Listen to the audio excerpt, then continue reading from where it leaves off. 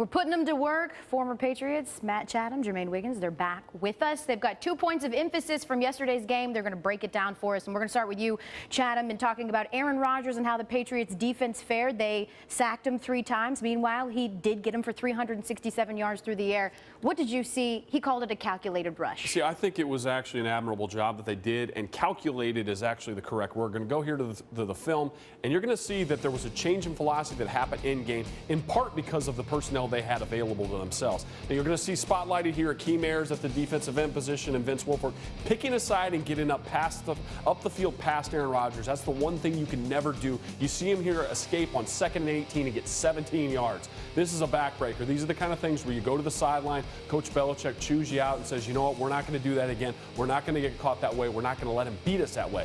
Final 3rd down play of the game here, and you see the philosophy has changed. All 4 guys are power rushing. Now, you're going to say to yourself, yeah, but he eventually, holds the ball and completes it. He completes it into a double team. The issue here isn't the pass rush. The issue is executing the coverage. There are situations where you can expose yourself by doing pass rush moves that you shouldn't against a quarterback like Aaron Rodgers. Understand all things in context. Dominique Easley was really banged up and limited, and you didn't have Chandler Jones on the edge, so you weren't able to power those edges. So you don't want to create opportunities by doing silly things in that pass rush. One thing you did have was plenty of running backs in this game, and a rare appearance from Brandon Bolden. Who knew that he was going to play? But we said it earlier. Some people felt like, hey, they should have run the ball well more, but Wiggy, you think it's when they ran the ball? Yeah, to me it's about play selection, and you're going to see 2 plays where I feel like one is not a great play selection here. It's 3rd and 2, and it's a longer 2. To me, I feel like this is a position right here where you spread them out, you put the ball in Brady's hands. They decided to, whether it was quick hurry up game, run the football. In this situation here,